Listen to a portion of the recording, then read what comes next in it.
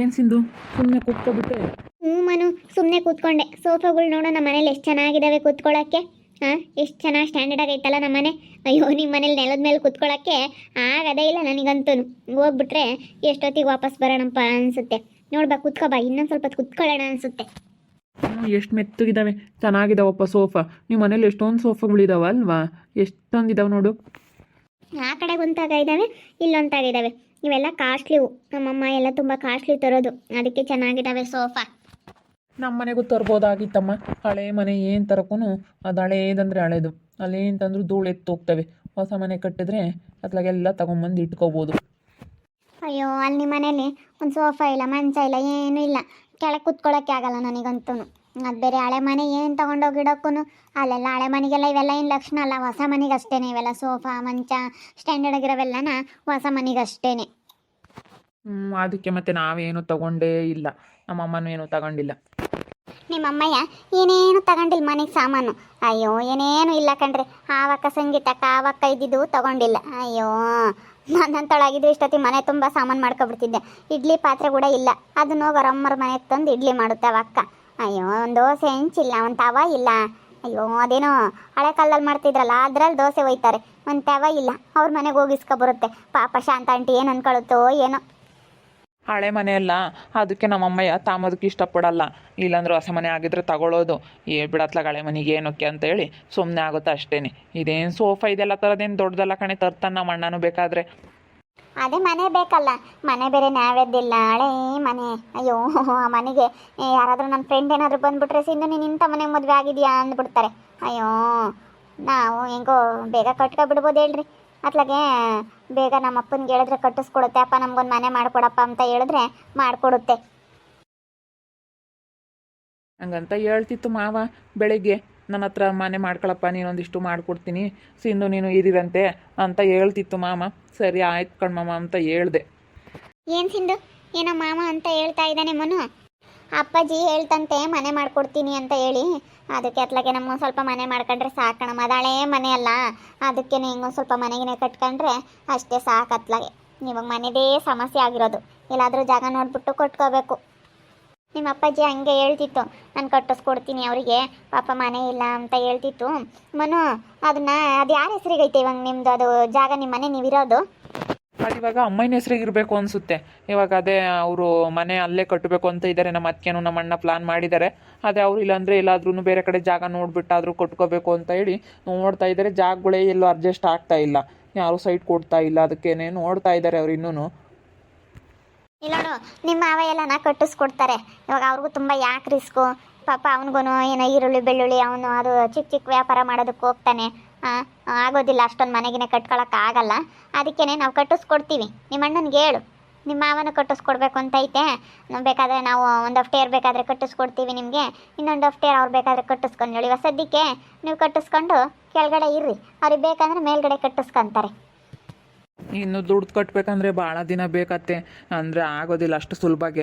ಅದೆಲ್ಲೋ ಬರೀ ಚಿಕ್ಕ ಚಿಕ್ಕ ವ್ಯಾಪಾರ ಆಗೋದಿಲ್ಲ.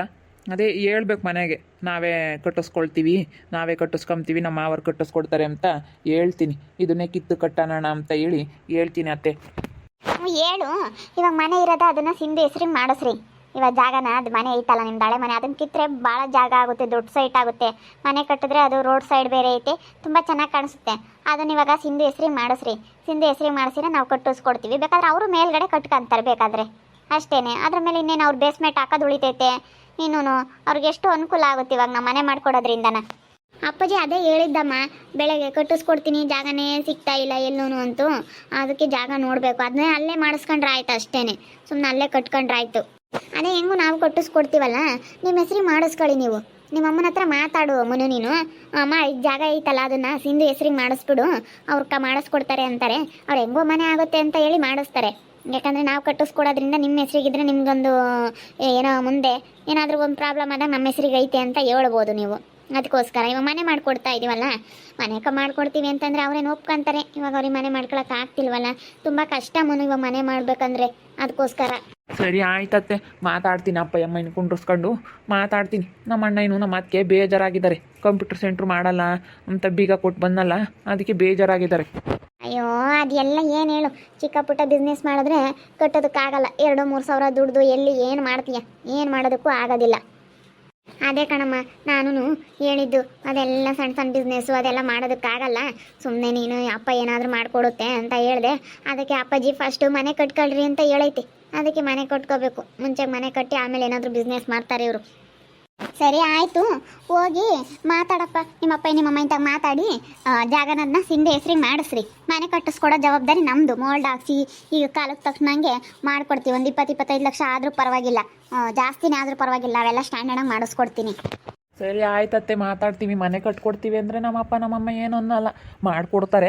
ಹೋಗಿ ಮಾತಾಡ್ತೀನಿ. ನಮ್ಮ ಅಣ್ಣ ನಮ್ಮ ಅತ್ತಿಗೆಗೂ ಬೇಕಾದ್ರೆ ನೀವು ಮೇಲ್ಗಡೆ ಕಟ್ಕೊಳ್ರಿ, ಕೆಳಗಡೆ ನಮ್ಮ ಅತ್ತೆ ಮಾವ ಕಟ್ಕೊಳ್ತಾರೆ, ನಿಮಗೆ ಬೇಸ್ಮಟ್ಟ ಹಾಕೋದೆಲ್ಲ ಉಳಿತೈತೆ.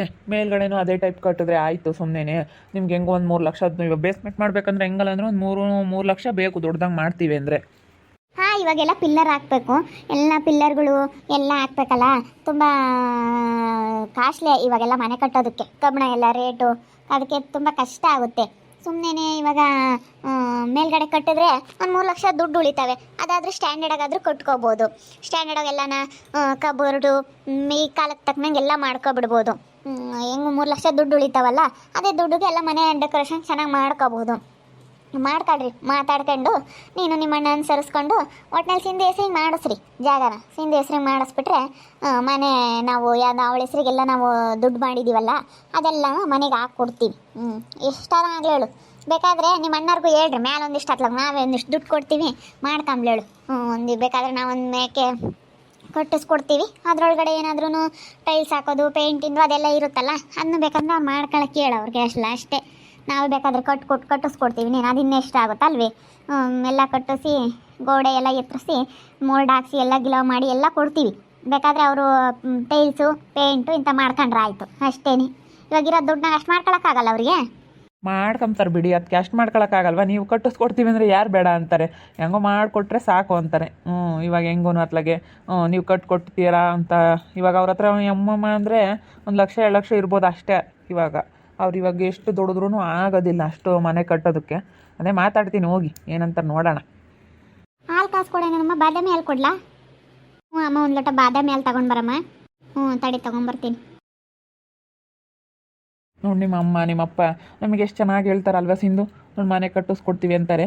ಹೋಗಿ ಅವ್ರ ಹತ್ರ ಮಾತಾಡಿ ಬೇಗ ಕಟ್ಟಿಸ್ಕೊಡ್ಬೇಕು. ಅತ್ಲಾಗೆ ಕಟ್ಟಿಸ್ಕೊಂಡ್ರೆ ಯಾವುದೂ ಇರಲ್ಲ. ನಮ್ಮ ಮನೆಗೆ ಒಂಥರ ಇರೋಕ್ಕೆ ಆಗಲ್ಲ. ಮಳೆ ಬಂದರೆ ಎಲ್ಲನ ಒಂಥರ ಎಲ್ಲಿ ಬೀಳುತ್ತಪ್ಪ ಅಂತ ಭಯ ಆಗುತ್ತೆ. ಹೆಂಗೋನು ಅತ್ಲಾಗೆ ನಮ್ಮ ಅಣ್ಣಾರ್ಗೂ ಕಟ್ಟಿಸ್ಕೊಡ್ತೀವಿ ಅಂತ ಹೇಳ್ತಾರೆ. ಇಷ್ಟೊಳ್ಳೆ ಮನಸ್ಸಿರೋರು ಯಾರು ಸಿಗ್ತಾರೆ ನಮಗೆ? ಹೇಳಿಲ್ವಾ, ನಾನು ಅದೇ ಧೈರ್ಯದ ಮೇಲೆ ನಾನು ನಿನ್ನ ಮದುವೆ ಆಗಿದ್ದು. ಇಲ್ಲಾಂದ್ರೆ ನಾನು ನಿನ್ನ ಮದುವೆ ಆಗ್ತಿರ್ಲಿಲ್ಲ. ಹೆಂಗೋ ನಮ್ಮ ಅಪ್ಪ ನಮ್ಮಮ್ಮ ಚೆನ್ನಾಗಿ ನೋಡ್ಕೊಂತಾರೆ ಅನ್ನೋದ ಕಾರಣಕ್ಕೋಸ್ಕರನೇ ನಾನು ನಿನ್ನ ಮದುವೆ ಆಗಿದ್ದು. ಇಲ್ಲಾಂದ್ರೆ ನಾನು ಈ ಬಿಡಕ್ಲಾಗಿ ಇವ್ನು ಯಾಕೆ ಮದುವೆ ಆಗೋಣ ಅಂತೇಳಿ ಸುಮ್ಮನೆ ಆಗ್ತಿದ್ದೆ. ನೋಡು, 1-2 ದಿವಸ ಅಷ್ಟೇ ಬೇಜಾರಾಗಿದ್ದು. ಆಮೇಲೆ ಬಂದುಬಿಟ್ರು ನಮ್ಮಪ್ಪ ನಮ್ಮಮ್ಮ. ಹಂಗೇನೆ ಅದಕ್ಕೆ ನಾನು ಈ ಧೈರ್ಯದ ಮೇಲೆ ನಿನ್ನ ಮದುವೆ ಆಗಿದ್ದು.